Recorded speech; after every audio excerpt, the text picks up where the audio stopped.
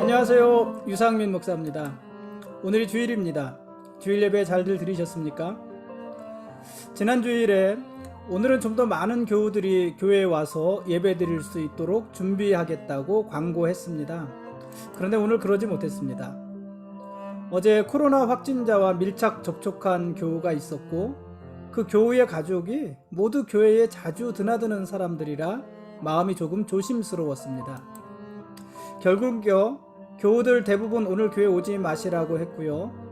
오늘은 그야말로 최소한의 인원만이 교회에 모여서 예배를 드렸습니다. 저도 아쉽고 교우들도 아주 많이 아쉬워했습니다. 그래도 어쩔 수 없습니다. 현재로서는 그렇게 하는 게 최선 아니겠습니까?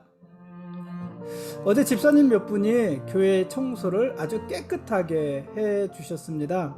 물론 매주 청소를 하시지만은 어제는 더 정성껏 청소를 하셨던 것 같습니다. 오늘 모처럼 교회에 올 교우들을 기분 좋게 맞이하기 위해서였다고 하시는데 정작 교우들이 교회에 오지 못해서 아쉽기도 하고 또 죄송하기도 하고 그렇습니다. 그래도 덕분에 교회가 예배당이 반짝반짝 빛이 납니다. 그러면 된 거 아니겠습니까? 오늘 말씀 보시겠습니다. 오늘 읽을 말씀은 에스겔 18장부터 20장까지 말씀입니다. 이스라엘 속담에 아버지가 신포도를 먹었으므로 그의 아들의 이가 시다는 말이 있습니다. 아버지가 신포도를 먹었는데 왜 아들의 이가 실까요? 이 속담은요, 하나님의 심판을 조상들 탓으로 돌리는 이스라엘 백성들의 핑계를 빗댄 말입니다. 이스라엘이 심판을 받는 것은 그 조상들의 죄 때문이다. 이렇게 이스라엘이 핑계하는 것을 빗대어 하는 말입니다. 여러분, 그러나 하나님은요, 각자의 행위대로 보응하시는 분이십니다. 하나님은 조상의 지은 죄의 책임을 자손들에게 묻지 않으십니다. 마찬가지로 조상들의 의로움으로 인해서 자손들의 죄에 면죄부를 주지도 않으십니다. 모든 것은 자기 책임이라는 것이에요. 지금 유다 자손들의 이가 신 것은요, 조상들이 신포도를 먹었기 때문이 아니라 자기들이 지금 신포도를 먹고 있기 때문인 것입니다. 이 당시에는 아버지의 죗값을 아들이 치르는 것이 상식이었다고 합니다. 아버지의 죗값을 아들이 당연히 치르는 것이었다고 해요.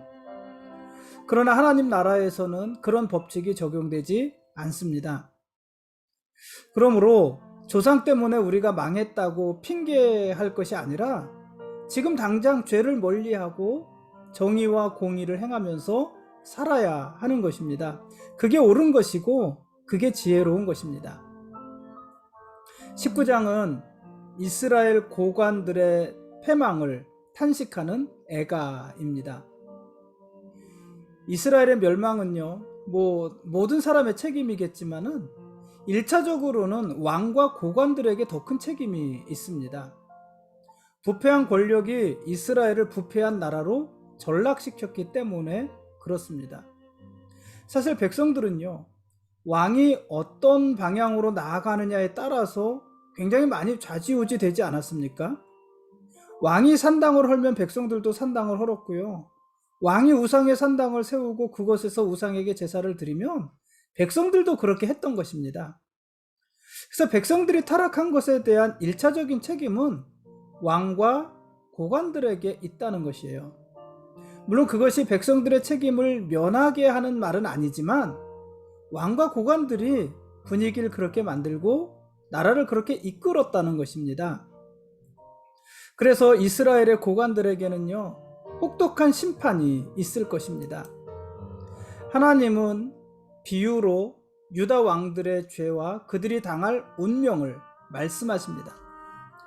이 에스겔서에는 비유가 참 많이 나오지 않습니까? 그래서 어떻게 보면 굉장히 어려운 책이라고 할 수 있는데요. 오늘 이런 이야기를 합니다.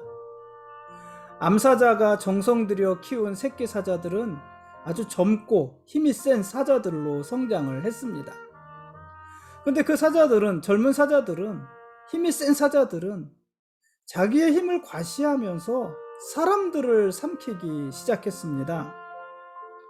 그러자 이방 나라들이 함정을 파서 젊은 사자들을 잡아서 갈고리에 꿰어 자기들의 나라로 끌고 갔습니다.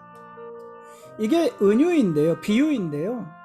여기서 암사자는 유다를 말하는 것이고, 유다 나라를 말하는 것이고, 암사자가 키운 젊고 힘센 사자는 유다의 왕들을 말을 하는 것입니다.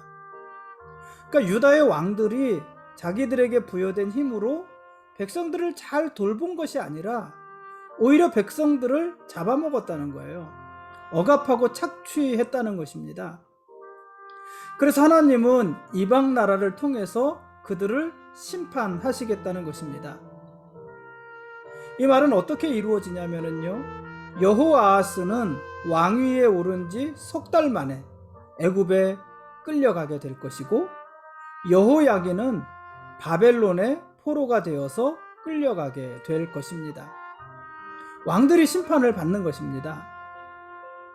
범죄한 유다도 하나님의 심판을 받아서 망할 것입니다. 유다를 상징하는 비유가 뭐였냐면은 물가에 심긴 포도나무였어요. 이 유다를 상징하는 물가에 심긴 포도나무는요, 물가에 심겼으니까 물이 많아서 튼튼하고 무성한 가지를 내었습니다. 그 가지들은요, 통치자의 지팡이가 될 정도로 굵고 강하게 자랐고 더 높고 뛰어난 가지로 솟아났습니다. 여기서 강하고 큰 가지는요, 유다의 마지막 왕이었던 시드기야를 상징합니다. 시드기야는 유다 백성들에게 희망을 줄만 했습니다. 그러나 결국 시드기야도요, 유다와 함께 멸망하지요. 나라가 망하는데 왕이 무슨 힘이 있겠습니까? 나무가 통째로 뽑히자, 물가에 심긴 나무가 통째로 뽑히자 열매는 마르고요, 아무리 잘 자란 가지도요, 그냥 꺾여서 불타버리는 것입니다. 시드기야가 그렇다는 것입니다. 끝내 돌이키지 않고 자기 힘으로 위기를 벗어나려 했던 유다의 교만을 하나님께서 완전히 꺾어버리실 것이고, 그때 크고 강하게 자라난 나무도 꺾이고 불탈 것이라는 것입니다. 유다에 대한 심판, 왕들에 대한 심판을 역시 이야기하는 것입니다.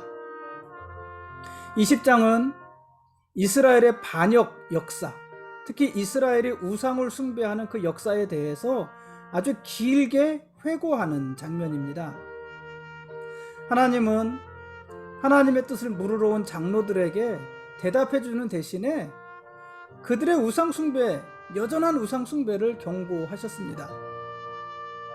유다의 장로들은요, 하나님께 나와서 하나님의 뜻을 물었지만, 그러나 그들은 여전히 우상 숭배를 버리지 않았고, 그들은 여전히 악한 길에서 돌이키지 않고 있었습니다. 그러면서 하나님의 뜻을 구하고 있는 것입니다. 그리고 하나님께서는 그들의 구함을 거절하시는 것입니다. 하나님은요, 두 마음을 품은 자들을 용납하지 않으십니다. 하나님을 신뢰하는 마음도 없고 자기들의 욕심도 하나도 내려놓지 않고 그런 상태에서 기도만 한다고 하나님이 그 기도에 응답하시겠습니까? 먼저 하나님을 신뢰하는 마음이 있어야죠. 그래서 하나님을 신뢰하며 우상을 내려놓을 수 있어야지요. 자기들의 욕심을 포기할 수 있어야지요. 그래야 하나님께서 그들의 기도를 들으시고 응답하시는 것 아니겠습니까? 하나님의 뜻을 구하기 전에 먼저 마음과 행위를 하나님께 돌리는 것이 우선이라는 말입니다. 그런데 유다의 장로들은 그렇지 못한 것이에요. 여전히 우상을 숭배하고 여전히 하나님을 신뢰하지 않으면서 급하니까 하나님께 나와서 뜻을 묻고 있는 것입니다. 하나님은 그들에게 응답을 거절하셨습니다. 하나님께서는요, 그러면서 유다의 장로들에게 우상 숭배의 역사를 상기시켜 주십니다. 사실 이 우상 숭배는요, 아주 뿌리 깊은 역사가 있어요. 이스라엘의 우상 숭배, 하나님에 대한 반역의 역사는 애굽에서부터 시작이 되었습니다.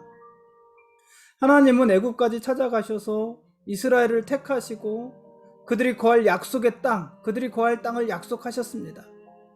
그러면서 하나님은 이스라엘에게 너희는 다만 우상으로 너희를 더럽히지 말라고 당부하셨습니다. 우상을 섬기지 말라고 당부하셨습니다.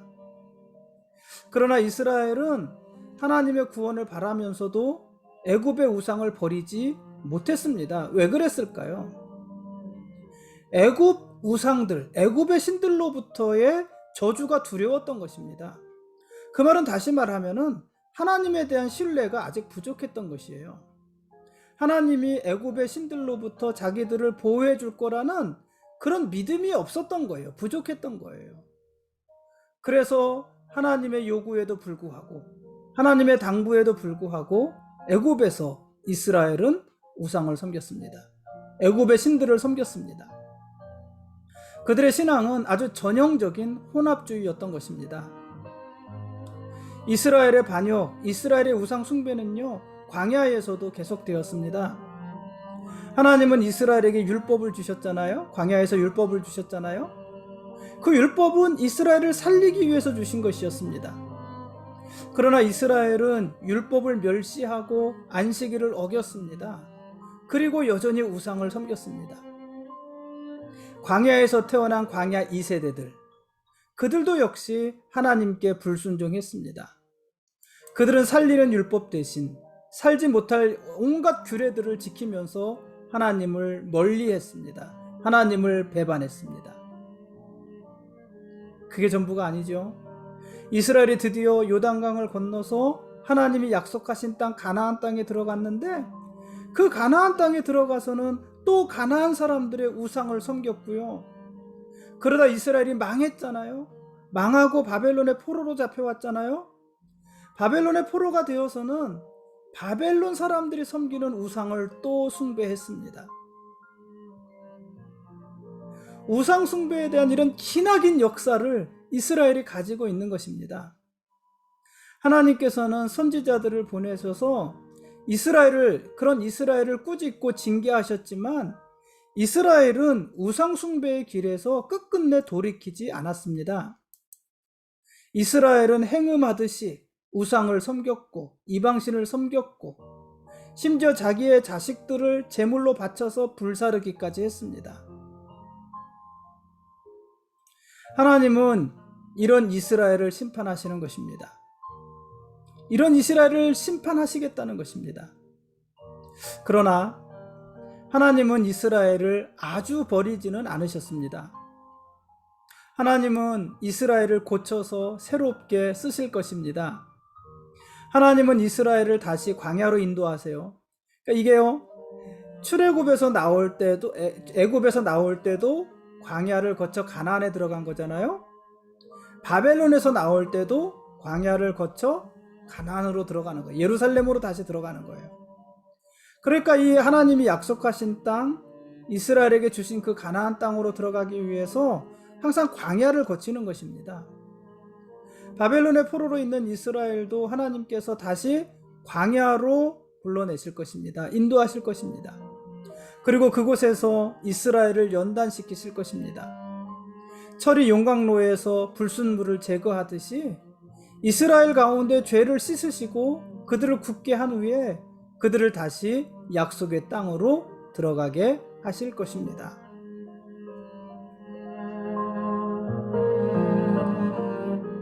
지금까지 에스겔서 18장부터 20장까지 말씀에 대한 길라잡이였습니다.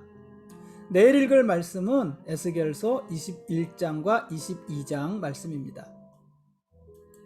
하나님은 이스라엘을 시온으로 돌아오게 하시고 하나님을 향한 예배를 회복시키실 것입니다.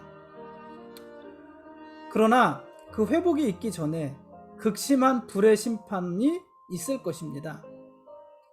하나님은 이스라엘 온 백성, 모든 백성을 높고 거룩한 산으로 불러 모으십니다.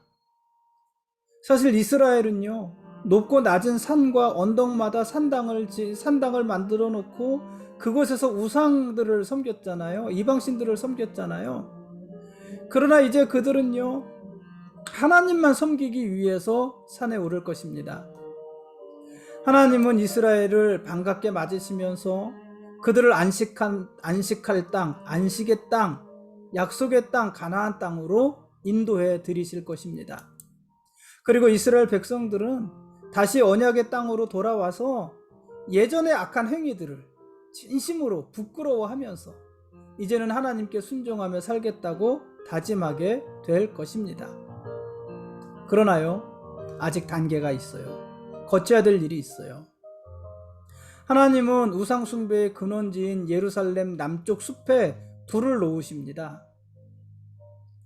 그 불은 남쪽에서부터 북쪽에 이르기까지 모든 숲을 덮쳐서 푸른 나무와 마른 나무를 모조리 불태우고 사람들의 얼굴까지 상하게 하면서 주님이 작정하신 뜻을 다 이룰 때까지 꺼지지 않고 맹렬하게 타오를 것입니다.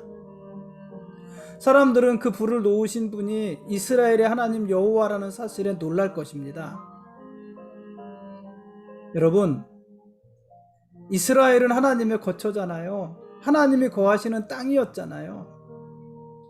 자기의 거처에 불을 지르시는 하나님의 모습, 성전이 있고 하나님의 백성들이 살던 그 하나님의 도성 예루살렘 시온, 그곳에 불을 지르시는 하나님의 모습은요, 오늘 세상의 근심거리로 전락해버린 우리 교회가 아주 심각하게 받아들여야 될 경고의 메시지가 아닐까요?